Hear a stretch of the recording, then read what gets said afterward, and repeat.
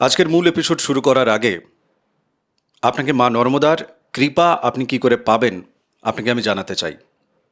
আপনি যদি প্রতিদিন ত্রিকাল এই নর্মদাষ্টকম পাঠ করেন, আপনি মায়ের কৃপা পাবেনই পাবেন। মায়ের কৃপা আপনার উপর বর্ষিত হবে।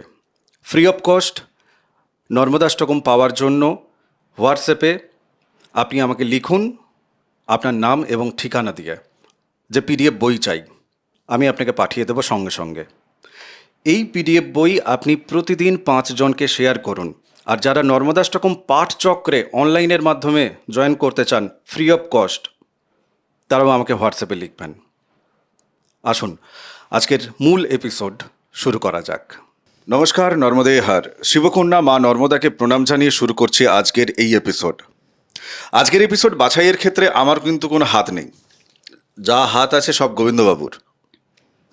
গুরুচণ্ডাল দোষ, এই বিষয়টা নিয়ে আলোচনার দরকার কেন আছে বা কিভাবে আছে সব গোবিন্দবাবুই বলবেন। আমি শুধু এটুকু আপনাদের কাছে আমি বলে নেওয়ার পালা, ক্ষমা চেয়ে নেওয়ার পালা। শুরুতেই একেবারে কিছু তীক্ষ্ণ তীক্ষ্ণ প্রসঙ্গ চলে আসতে হবে, সেই সত্যতাগুলোকে তুলতে হবে। তো সেক্ষেত্রে কিছু জায়গায় মানে এটা ভেবে ফেলবেন না যে না আপনাকে দোষারোপ করার জন্য বলা হচ্ছে, যে না সিচুয়েশন তৈরি হয়ে যায়, তো সেই জায়গা থেকে আসবে। বাকি পুরো আলোচনা দেখতে থাকুন। আপনি চ্যানেল সাবস্ক্রাইব যদি না করে থাকেন প্লিজ করে দিন। 2 লক্ষ ছুঁতে হবে, কিন্তু এখন 2 লক্ষ থেকে অনেক পেছনে সাবস্ক্রাইবারের সংখ্যা, করে দিন। গোবিন্দদা, আজকের এপিসোডে তোমাকে স্বাগত জানাই। হ্যাঁ, নমস্কার। এই যে শুরুতে যেটা আমি বলছিলাম, গুরুচণ্ডাল দোষ নিয়ে কথা বলার সিদ্ধান্ত বা এপিসোডের সিদ্ধান্ত এটা তোমার। হ্যাঁ, এখন মেষ লগ্নের যারা জাতক জাতিকা এই মুহূর্তে দেখছেন, গুরুচণ্ডাল দোষ বিষয়ে আলোচনাকালে কেন তুমি মানে এই বা আলোচনার এই প্রসঙ্গ কেন দরকার বা কেন জরুরি ওনাদের জীবনে, সেটা যদি তুমি একটু বলো। আচ্ছা, বিষয়টা আমি কেন পছন্দ করলাম এই কারণটা জানতে চাইছো তো? ঠিক আছে। আমি দেখেছি একটা মানুষের যখন জন্ম নেয় না, জন্ম থেকে পরপর যখন তার বয়স বৃদ্ধি হয়, কয়েকটা স্তর তাকে পেরাতে হয়। যে স্তরগুলোর মধ্যে গুরুত্বপূর্ণ যে স্তরগুলোকে তাকে অতিক্রম করতে হয়, সেগুলো এই গুরু চণ্ডাল যোগের কারণে ধ্বংস হয়ে যেতে পারে। যেমন যেরকম প্রথম একটা সন্তান জন্মানোর পর আমরা বাবা মা সবাই একটা জিনিস দেখি, যে সন্তানের জন্য একটা শিক্ষাক্ষেত্রটা ভালো হয়। এটা প্রত্যেকের লক্ষ্য থাকে। আমার একটা চোর ডাকাত হলেও সে কিন্তু চায় আমার ছেলে যেন শিক্ষিত হয়। দেখবে তার ছেলে যেন সুন্দর জন্মগ্রহণ করে, সুস্বাস্থ্যের অধিকারী হয়ে জন্মগ্রহণ করে, দেন তারপরে শিক্ষাটা দিতে চাইবে ও, একটা শিক্ষিত ছেলে চায়। দ্বিতীয়, তারপরে আমার ছেলেটা যেন কিছু একটা করতে পারে, এটার দিকে যায়। তারপর সবার লক্ষ্য থাকে তার যেন বিবাহ এবং দাম্পত্যটা ভালো হয়। বাস, তারপরে অতিক্রম হলো, কর্ম করতে করতে 65-60 হয়ে গেল, তারপর কিন্তু তার হাতের বাইরে বেরিয়ে যায়। বাকিটা আবার তাকে কারণে কারোর অধীনস্থ হতে হয়, সন্তান সন্ততি ইত্যাদির, কারণ সে তখন প্রাক্তনের পর্যায়ে চলে যাচ্ছে। তো এই 3টে ক্ষেত্রকে আমি মূলত মাথায় রেখে আমি কিন্তু এই গুরুচণ্ডাল যোগটা নিয়ে খুব আলোচনা করার একটা প্রস্তাব তোমাকে আমি দিয়েছিলাম। দেখো, আজকের এই যে আমরা কথা বলছি মেষ লগ্নকে নিয়ে, আপনাদের ফলাফলগুলো মেলান, যেটা গোবিন্দদা বলবে, আর যাদের কাছে জন্মছক আছে বের করে দেখুন। এক্ষেত্রে এই এপিসোড আপনাদের গোচরকালীন এপিসোডের মতো করে নয়, কেননা মানে যে শুধু সাময়িক সময়ের জন্য মিল খাবে আপনার জীবনের সাথে তা কিন্তু না। এ সারা জীবনের জন্য। কাদের জন্য? যাদের জন্মছকে বৃহস্পতি এবং রাহু একসাথে যে কোনো একটি হাউসে বসে আছে। এবার আমরা আলোচনার জায়গা থেকে দেখি কতগুলো হাউস ছুঁতে পারি। আমি প্রথম 10ম ঘরে চলে যাই, কর্মের জায়গাতে চলে যাই। 10ম ঘরের জায়গায় বৃহস্পতি এবং রাহু যে গুরুচণ্ডাল দোষের সৃষ্টি করছে, সেই জায়গায় কি কি প্রকোপ ওনাদের কর্মজগতে পড়ে, আর কি কি ভালো ফল যদি কিছু বেঁচে কুচে থাকে সেটা কি কি পাবেন ওনারা। একটা হচ্ছে ভালো ফল দেওয়ার মালিক, এই দশমের মালিক হচ্ছেন শনিদেব প্রথমত। হ্যাঁ, তিনি কর্ম এবং কর্মফলদাতা। কোনো কারণে শনিদেব ভালো থাকছেন যদি, একটা কর্মপ্রাপ্তি ঘটে যাবে, কথা বুঝবে। কিন্তু কর্মপ্রাপ্তি নাও ঘটতে পারে এই গুরুচণ্ডালের কারণে। কেন? না এই হলো হলো হয়ে যাবে শেষ মুহূর্তে বাধা, কর্মক্ষেত্রে যদি এদের গুরুচণ্ডাল হয় বারংবার একদম শেষ মুহূর্তে গিয়ে আঘাত খাবে, স্বপ্নটা চূর্ণ বিচূর্ণ হবে। যদি কোনো কারণে এরা কোনো একটা কর্মে নিযুক্তও হয়ে যায়, উপযুক্ত কর্ম পাবেন না। উপযুক্ত কর্ম মানে? মানে যে যার যোগ্যতা অনুযায়ী যেটা, আচ্ছা আচ্ছা। উপযুক্ত কর্ম পাবেন না। যদিও তাতেও থাকেন কোনো কারণে অক্লান্ত পরিশ্রম করার পরও তার কোনো রকম কর্মে উন্নতি হবে না, যেটাকে আমরা প্রমোশন জাতীয় বলি। কিছু একটা কারণে গিয়ে প্রমোশনের সব কিছু ঠিক হয়ে গিয়েও শেষ মুহূর্তে হবে না, আটকাবে। কারণ হচ্ছে এই উনার যে বস, প্রমোশনে বসের একটা কিন্তু কলম প্রয়োজন হয় প্রতিটা ক্ষেত্রে। উনাদের বস উনাকে পছন্দ করবেন না, এদের কর্মক্ষেত্রে কলিগের সাথে এর একটা আভ্যন্তরীণ বিবাদ বা বাহ্যিক বিবাদ তৈরি হবে, কর্মক্ষেত্রে সমস্যা আমি দেখতে পাচ্ছি এখানে, বিবিধভাবে জড়িয়ে পড়বেন। দেখো, এটা খুব সত্যি কথা। তুমি ধরো একটা মানুষকে যদি পজিশনিং ভুল করানো হয়, হ্যাঁ, মানে সে ধরো তার যে কাজের দায়িত্বটা তার পাওয়া উচিত, যেটা পেলে পরে সে নিজেকে প্রস্ফুটিত করতে পারে, সে যদি সেটা না পায় তাহলে প্রথমেই তো ওখানে গেল 50%। একদম। বাকি এবার গুরু বা বস এখানে বৃহস্পতি, আমি যতটুকু বুঝছি আর হ্যাঁ কি। হ্যাঁ, এটাই এটাই, এই জন্যই তো। তো তার সাথে যদি এই ধরনের সংঘাতের মুখোমুখি যদি হতে হয়, তাহলে সেই জায়গা থেকে তো বাকি উনি যা করলেন আর 50% ওনার, সেক্ষেত্রে তো মানে বিড়ম্বনা তৈরি। কিন্তু আমার বক্তব্য হচ্ছে এই জায়গাটাতে এর সমাধানটা কি করে হবে, কেননা জ্যোতিষবিদ্যা শুধু তো সমস্যাকে নির্দিষ্ট করে না, না। বা সুফলকেও নির্দিষ্ট করে না। সুফলকেও যেমন বলে, আবার কুফলকেও বলে। অবশ্যই জীবনের সময়টাকে চেনায়, আগে থেকে চেনায়, আগে থেকে চেনায়। অবশ্যই। আমরা একটা জাতক জাতিকার জন্মছক দেখে আমরা তার জীবনে পরবর্তীতে কি হবে আর বর্তমানে কি চলছে এবং অতীতে কি হবে আমরা সবটাই তাকে বলতে পারি। অবশ্যই তাকে আমরা সময় চেনাচ্ছি। এক্ষেত্রে সমাধান কি এই কর্মক্ষেত্রের নিরিখে? একটা কথা হচ্ছে, সমাধানটা এক কথায় দেখতে হবে যে গুরুচণ্ডালের তো একটা সমাধান লাগবেই, কথাটা বলি, সেটা আমাদের বিবেচনা করতে হবে আমাদের কি সমাধান দেব। কারণ ওনার কুণ্ডলী না দেখলে সমাধানের কথা এখানে বলাটা বেকার হয়ে যাবে একদম। প্রথমত কুণ্ডলী বিচার করতে হবে, বিচার করে দেখতে হবে কোনটির সমাধান করলে বা কোন কোনগুলির সমাধান করলে ইনি কর্মক্ষেত্রটায় স্থায়িত্ব পাবেন, বা যারা কর্ম পাচ্ছেন না, বারবার আটকে যাচ্ছেন, কর্মটা পাবেন। যার প্রমোশন হচ্ছে না, যার স্থানান্তরিত হচ্ছে না, কেউ হয়তো চাইছেন আমি একটু ট্রান্সফার চাইছি, আটকে আছে, কোনটিকে ঠিক করলে কার শক্তি বৃদ্ধি করব, কাকে সন্তুষ্ট করব, সেগুলো তো বিবেচনাধীন। সেগুলা করে আমাকে সিদ্ধান্ত নিতে হবে, অমনি কিন্তু বলা যাবে না। তবে হ্যাঁ, সমাধান করা একান্ত কর্তব্য। আচ্ছা, দেখো, অনেকের জন্মছকে, আমি গুরুচণ্ডালের একটু বাইরে বেরোচ্ছি, অনেকের জন্মছকে দেখা যায় যে তার রাহু যেখানে বসে আছে, কারোর হয়তো ধরো রাহু ষষ্ঠে বসে আছে, হ্যাঁ, বৃহস্পতি তার পঞ্চমে বসে আছে দগ্ধ অবস্থায়। তো সেক্ষেত্রেও তিনি যে জীবনে খুব একটা ভালো কিছু করে উঠতে পারলেন তাও কিন্তু হচ্ছে না, হচ্ছে না তো। ঠিক আছে। এইবার ধরো এই গুরুচণ্ডালটা এই ষষ্ঠেই যদি হয়ে যায়, হ্যাঁ, তাহলে মেষ লগ্নের জাতক জাতিকা তিনি কি পাচ্ছেন ফলাফল? আইন কানুনে জড়িয়ে পড়বেন, মামলা মোকদ্দমায় জড়িয়ে পড়বেন, পরিবেশগত বিভিন্ন রকম দাঙ্গা হাঙ্গামায় জড়িয়ে পড়বেন, বিভিন্ন রকম রক্তপাত যোগ, কোমরের নিম্নাংশে আঘাতপ্রাপ্তি যোগ, হজমজনিত সমস্যা, স্টোমাকজনিত সমস্যা, যকৃৎজনিত সমস্যা, এগুলোই তিনি রোগগ্রস্ত হয়ে যাবেন। চিকিৎসার জন্য প্রচুর ব্যয় হয়ে যাবে ওনাদের, আর কথায় কথায় ওনাদের শত্রু বৃদ্ধি পাবে। কথায় কথায় ওনাদের শত্রু বৃদ্ধি পাচ্ছে, বা এই রোগ জ্বালার এই জায়গা, আইনের এই জায়গাগুলো থাকছে।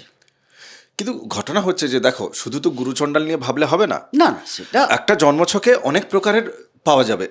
যার ধরো বৃহস্পতি আর রাহু এক জায়গায় বসে আছে, তার তো বাকি আরও 7টা কিন্তু তোমার গ্রহ, তারা তো ধরো সুপার ডুপার হিট, তারা সব ভালো ঠিকঠাক পজিশনে হয়ে আছে।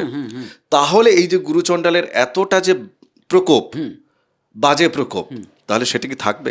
এক কথায় বলি, গুরুচণ্ডাল যদি ষষ্ঠে হয়, ষষ্ঠের কথা বলছি, আমাকে আগে দেখতে হবে ষষ্ঠ আর ষষ্ঠপতি কোথায় আছে, এটাকে আগে বিবেচনা করতে। আচ্ছা, ষষ্ঠপতি মানে বুধ। বুধ কোথায় আছে ওটা দেখে নেব।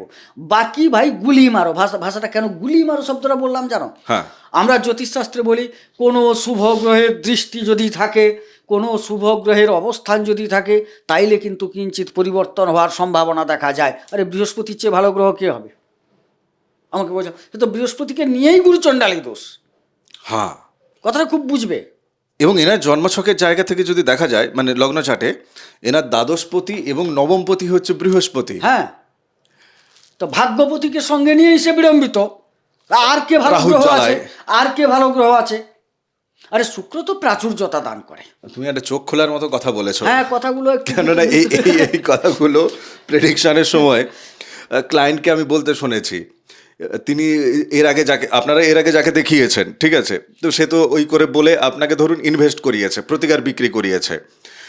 শুধু শুনলে ঠিক আছে, আপনি তার সমর্থক নাও হতে পারেন, কিন্তু আপনি তো তার প্রেডিকশনকে বিশ্বাস করেছেন বলেই প্রতিকারের দিকে গিয়েছিলেন। হ্যাঁ, এবার সেখানে এখন ব্যয় হয়ে গেছে, তো তাহলে সেইটা আর উনি জানেনও না, ঠিক আছে।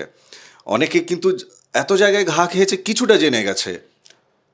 মানে আমি কি প্রদীপ ভাই ক্লিয়ার করতে পেরেছি আমার তোমাকে? কাছে ক্লিয়ার, আমার কাছে ক্লিয়ার। ভালো লোকটিকে নিয়ে তিনি চোর সেজে বসে আছেন। আমরা কি বলি বলো তো? হ্যাঁ। আপনি যদি ভালো লোকের সান্নিধ্য পান তাইলে কিন্তু আপনার জীবন উত্তরিত হয়ে যাবে। আরে বৃহস্পতির চেয়ে শুভ গ্রহটা আমি কাকে বেশি ধরবো এখানে? এবং এবং এবং আপনার মেষ লগ্নের দুটো ভাইটাল জায়গা, এক হচ্ছে তার দ্বাদশ, এক হচ্ছে তার নবম। হ্যাঁ, ঠিক আছে। একদম। যত মগজমারি মামলা মোকদ্দমার যে জায়গাগুলো, দ্বাদশের ব্যয়ের জায়গা, মুখ্যের জায়গা, যেমন আবার এদিকে ভাগ্যের জায়গা, কর্মের জায়গা। হ্যাঁ, দুটো ভাইটাল জায়গা থেকে বৃহস্পতি গিয়ে ষষ্ঠে বসলো। কথাটা খুব বুঝবে। ষষ্ঠ, আচ্ছা, আধ্যাত্মিক জায়গা দ্বাদশ। হ্যাঁ, গেল কোথায়? রিপু। রিপু, আবার রিপু কাকে নিয়ে গেল? যে রিপুর একদম মূলাধার রাহু, কাম, ক্রোধ, লোভ, এই যে ষড়রিপু, সেই রিপ্রেজেন্ট করে।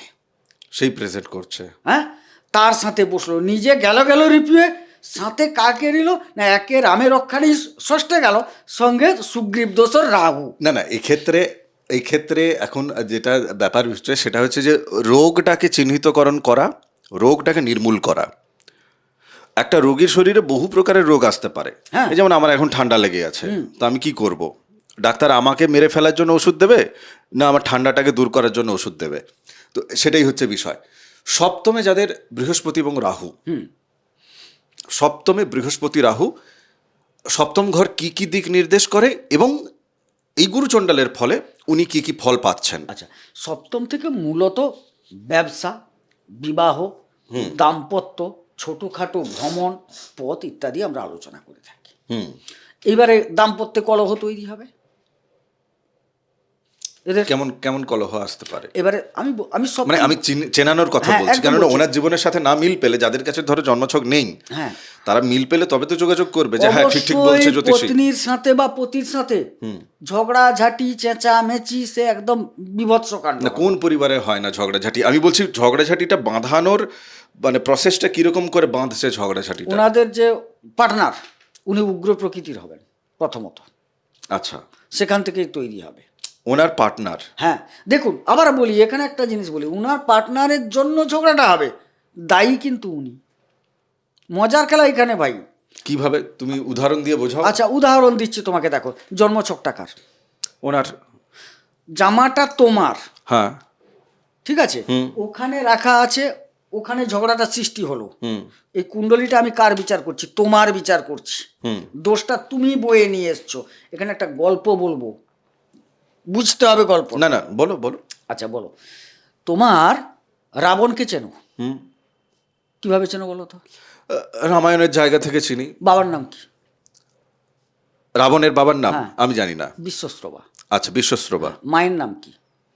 নিকোসা। আচ্ছা। মা হচ্ছে রাক্ষসী, বাবা হচ্ছে একদম মুনি। আচ্ছা। হ্যাঁ, এবারে তার মধ্যে গুণাবলীগুলো বিশ্লেষণ করো। বিরাট জ্ঞানী কিনা বলো রাবণ?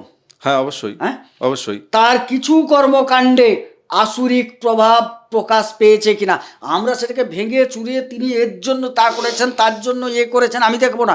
তুমি লাঠি মেরে টিভিটা ভেঙে দিয়েছো, ওটাই দেখবো।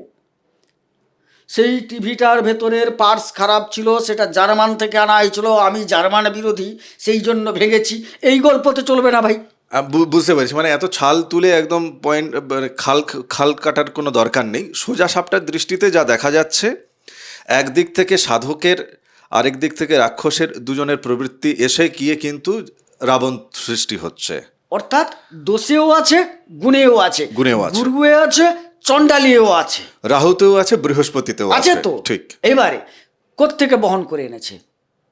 ধর্মশাস্ত্র কি বলছে? আলোচনায় যখন ঢুকছে, আমি বললাম না আমাদের সব এপিসোড দেখতে হবে, একটা এপিসোডে কিন্তু পুরো বোঝা যাবে না আলোচনা। আচ্ছা চলো চলো চলো, তুমি পাস্ট লাইফের দিকে যাচ্ছ। হ্যাঁ, আচ্ছা দেখো, 14 পুরুষের আমরা শ্রাদ্ধ প্রদান করি, হঠাৎ 14 কেন, 4 কেন হলো না, বা 15 কেন হলো? 15 কেন হলো না?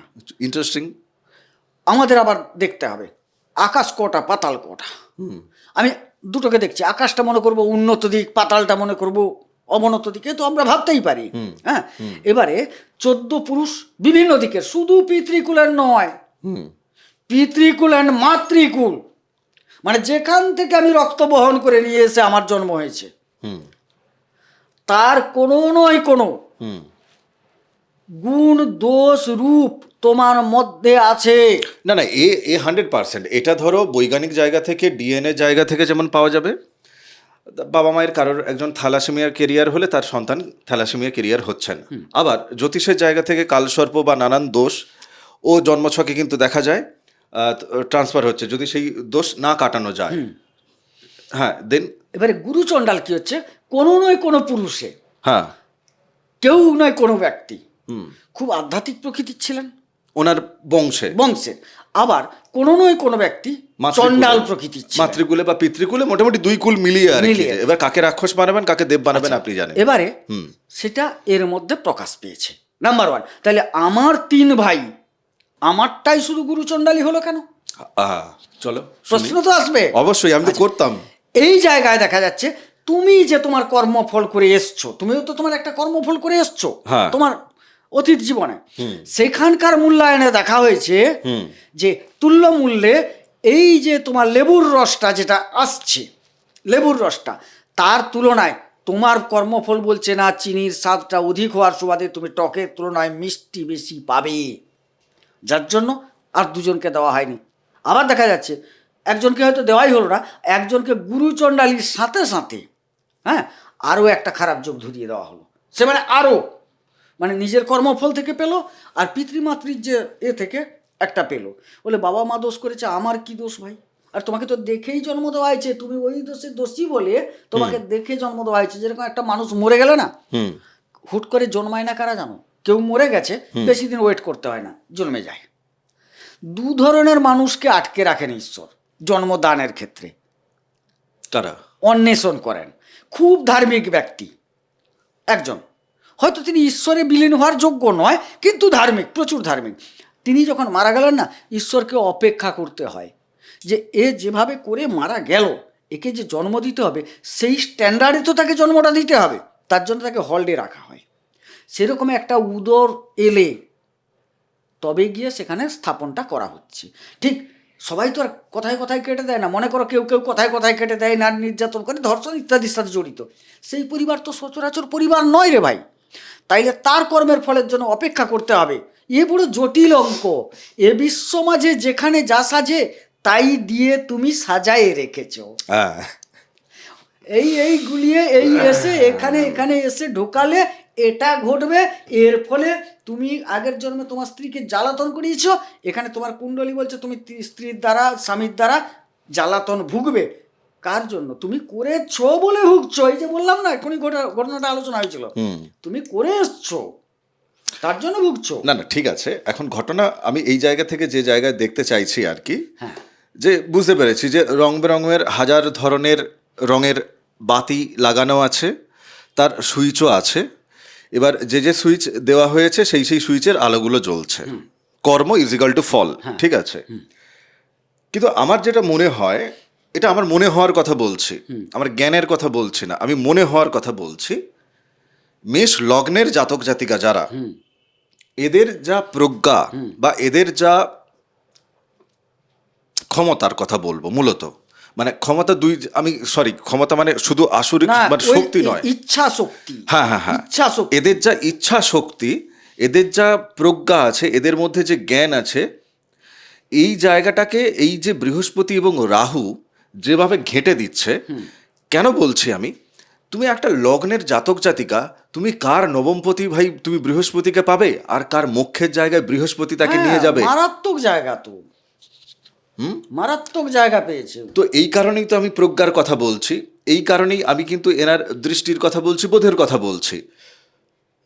মগজমারিটা যেটা, আমি এবার যে একটু প্রশ্নের দিকে, নেক্সট প্রশ্নের দিকে আমি একটু নিয়ে যাই, সেটা হচ্ছে যে এত সদ্গুণ থাকা সত্ত্বেও দশমে ঘেঁটে দিচ্ছে, সপ্তমে ঘেঁটে দিচ্ছে, পঞ্চমে ঘেঁটে দিচ্ছে, সব জায়গাতেই ঘেঁটে দিচ্ছে।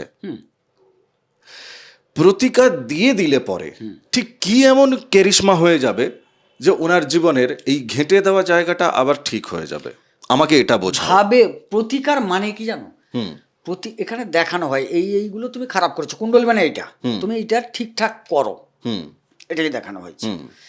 এবারে এটা হচ্ছে এক প্রকার রেইকি, মানে রেইকি বলতে অন্য রেইকি, যেরকম আমি রেইকি ভাষাটা কি না জানি না, তোমাকে বলি এই যে যুদ্ধ হবে তার আগে একটা মহড়া হয় না? আচ্ছা আচ্ছা আচ্ছা, হ্যাঁ হ্যাঁ হ্যাঁ, মানে এটা একটা জাস্ট তোমার কি বলো, প্রি প্ল্যান্ড একটা প্ল্যান, হ্যাঁ ঠিক বলেছো, প্ল্যানিং একটা। এটা একটা প্ল্যানের ছবি দেওয়া হয়েছে, এই প্ল্যানে তোমাকে দেখানো হয়েছে, তুমি এবারে কোনটা ভালো কোনটা মন্দ বুঝে নিয়ে সে ভাবে চলো, বোঝা গেল? আবার তুমি তো মন্দটা চোখে দেখতে পাচ্ছ, মন্দটা চোখে দেখতে পাচ্ছ মানে কুণ্ডলিটাই দেওয়া আছে, চোখে দেখতে পাওয়ার পর তোমার কর্তব্য কি? যে তাহলে মন্দটাকে ভালো করা। মন্দটাকে ভালো করতে হলে দুরকম আছে। মন্দটা মনে করলাম একটা নদী বয়ে যাচ্ছে, অতিক্রম করলেই ভালো, অতিক্রম করতে হবে, অতিক্রম করলেই ভালো, মন্দটা পেরালেই তো ভালো পাবো আমি। তাইলে অতিক্রম দু ধরনের হয়, একটা নিজের প্রচেষ্টায় হয়। সাঁতার কেটে ভাই নদী পেরাচ্ছে। আচ্ছা, যখন তুমি সাঁতার কাটতে পারবে না, হাঁপিয়ে যাবে বা সাঁতার জানো না, তখন কি করতে হবে? একটা কমসে কম নৌকা বা কাঠের গুঁড়ি, যা কিছু একটা অবলম্বন তো দরকার। এবং শুধু অবলম্বন হলে হবে না, আরে তুমি মজা মানে অদ্ভুত কথা বলছো। একটা নদী, সেই নদীর গতিবেগ এবং তার চওড়া ডিপেন্ড করছে যে আমার ইচ্ছা শক্তি থাকলেও কতটুকু ইচ্ছা শক্তিতে আমি মাঝখানে গিয়েও যদি দেখা যায় যে ইচ্ছা শক্তি আছে কিন্তু এদিকে আমার লগ্ন, সে দেখা যাবে দ্বাদশে বসে আছে বা শরীর পাচ্ছে না, ঠিক আছে, বা আমার মানে ইচ্ছা শক্তি মাঝখানে গিয়ে দেখা গেল যে আমার ফুস হয়ে গেল, বা আমি পেরিয়েও গেলাম সাঁতার কেটে পেরিয়েও গেলাম, তাহলে আমি মন্দ পেরিয়ে গিয়ে পেয়ে গেলাম ভালো জায়গাটা। এখানে মন্দ পেরানোটা মানে কি? তোমার যে খারাপ গুণাবলীকে নিজের দ্বারা প্রশমিত করা, বোঝা গেল?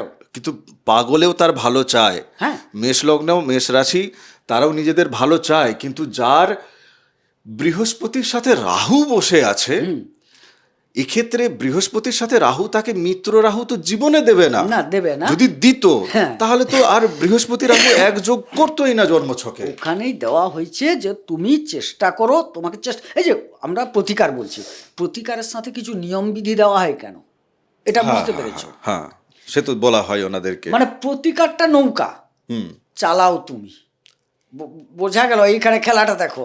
আচ্ছা, প্রতিকারটা হচ্ছে নৌকা, চালাতে হবে তোমাকে, তোমাকে কয়েকটা নিয়ম, দাঁড়, একটু হাল, একটা মেশিন ইত্যাদি, নাহলে তোমাকে একটা নৌকায় দিয়ে দেওয়া হলো, তুমি তো নৌকায় বসে থাকবে, নৌকা কি নিজের গতিতে চলবে ভাই?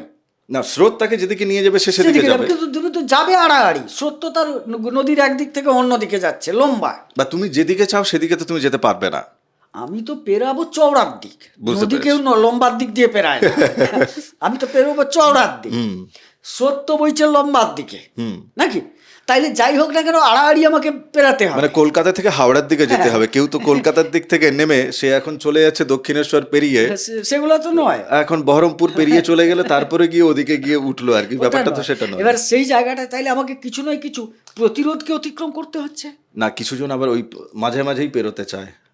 হ্যাঁ, সেটা আবার সেটা জীবন সায়ান্নে মোহনায় গিয়ে হয়তো পৌঁছাবে, কেন উপরে আর তো আর ওই এতে উঠতে পারবে না, না না, মানে গোমুখে তো গিয়ে আর গঙ্গায় uঠতে পারবে না, যেখানে হোক তার পৌঁছাবে, সেটা ঠিক। এদিকে ডায়মন্ড হারবার পেরিয়ে ওদিকে সমুদ্রের দিকেই যেতে হবে আর কি। আমরা একটা নৌকো দিচ্ছি, হ্যাঁ, প্রতিকার যে যাই দেন, ওটাকে বয়ে নিয়ে যাওয়ার দায়িত্ব সেটা কিন্তু তোমাকে নিতে হবে, তাতে কাজ হয়ে যাবে, অবশ্যই কাজ হবে। আরে তোমার কাছে নৌকা হাজির আছে, তুমি বাইতে শিখে গেছো, অর্থাৎ তুমি যে ডাইরেকশন দিচ্ছ এটা করুন ওটা করুন, বাইতে শিখিয়ে দিয়েছো। এবারে তুমি যদি বলো নৌকাও পেয়েছি বাইতে শিখেও গেছি, আমি বাইবো না, বা নৌকায় উঠে আমি ওখানে ঘুমিয়ে পড়ি, তাই দুর্ভাগ্য, প্রতিকারও কাজ করবে না আর তুমিও কাজ পাবে না, তুমি লক্ষ্যে পৌঁছাবেই না। তুমি আর নৌকা না চললে আর পৌঁছাবে কোথায়? না, স্রোত যেদিকে নিয়ে যাবে সেদিকে যাবে। আচ্ছা, আরেকটা বিষয় এই ক্ষেত্রে আমার একটা মানে খুব জিজ্ঞেস করতে ইচ্ছে করছে। এনাদের ধরো দ্বিতীয় বৃহস্পতি রাহু বসে গুরুচণ্ডাল করছে, আচ্ছা দ্বিতীয় বাদ দিই, আমি তৃতীয় চলে যাই, কেন আমি তৃতীয়টাও তৃতীয় কিন্তু তৃতীয় বলছি না, মূল গুরুত্বগুলোই যাও। কোথায়? পঞ্চমে যাও, যেটা খুব প্রয়োজনীয় বিষয়ে যাও। পঞ্চম নিয়ে তো কথা বললাম, প্রেমের জায়গা না বলি। না, প্রেম প্রেম প্রেম বাদ দাও। আচ্ছা চলো, পঞ্চমে কি প্রেম বলবে? নিয়ে আমি ভাবি না। আচ্ছা বলো। প্রেম হচ্ছে এরকম জিনিস, আমার যদি যোগ্যতা আসে না, ও ছটা আসবে ছটা যাবে। প্রেম এখন স্থায়ী নয়, অস্থায়ী হয়ে গেছে প্রেম। তো পঞ্চমের জায়গায় গুরুচণ্ডাল দোষের জায়গায় তুমি কি আমি বলবে? চতুর্থ পঞ্চম মিলিয়ে বলি। বলো, বলো, বলো। শিক্ষাটাকে চাই আগে, শিক্ষাটাকে আমি আগে চাই। Correct correct. জীবনের স্তম্ভ। কেননা এখন তো এই যে মানে তোমার মোবাইল ফোন বা টেলিভিশন বলো বা সোশ্যাল মিডিয়া বলো, এ তো রাহুরই উৎপাত। ওরই জন্যই বলছি শিক্ষাটাকে আগে চাইতে হলে রাহু হচ্ছে মোবাইল, বুঝলে? গুরুচণ্ডাল যদি থাকে প্রচণ্ডভাবে এই মোবাইল টিভি, ওর ভেতরে আবার রাহুর ভেতরেও রাহু আছে। ও তো বাথরুমে নিয়ে চলে যাবে। রাহুর ভেতরে রাহু আছে মানে কি জানো? কি?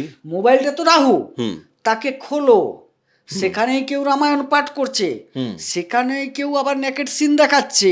ওই রাহুর ভেতরে রাহুটা হচ্ছে নেকেড সিন, আচ্ছা ওটার প্রতি টানবে। আচ্ছা, বোঝা গেল জিনিসটা? ওই জায়গাটাকে প্রথমে রোধ করতে হবে, না হলে ছেলেটার এই গুরুচণ্ডালী দোষের কারণে পড়াশোনা একদম করতে পারবে না।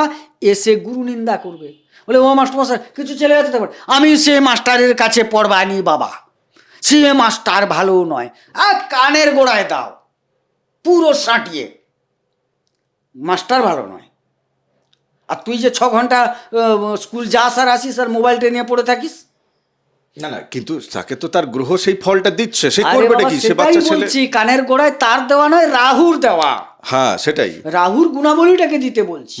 মারলে কি হবে? সে কি মারলে বাচ্চা ছেলে তো। তা আমি যদি গোড়াতেই তার সে ঠিকঠাক করে নিই, গোড়াতেই যদি ঠিকঠাক করে নিই, মানে সুইচে যদি ঠিকঠাক যদি সুইচ দেওয়া হয় তো আলো তো ঠিকঠাকই জ্বলবে আর কি, হ্যাঁ, ব্যাপারটা এরকম। আমি একদম 16 আনা পাকিয়ে দিতে পারবো, এটা মিথ্যা বলা হবে। আমি মিথ্যা বলা ভালোবাসি না, কিন্তু আমি যদি 12 আনাও ঘুরিয়ে আনতে পারি, অন্তত জীবনে তার সফলতার স্বাদটুকু পাবে, এটা গেল এবং ভালোভাবে পাবে। এটা গেল প্রাথমিক শিক্ষা। প্রাথমিক বলতে গ্রাজুয়েশন স্তর পর্যন্ত।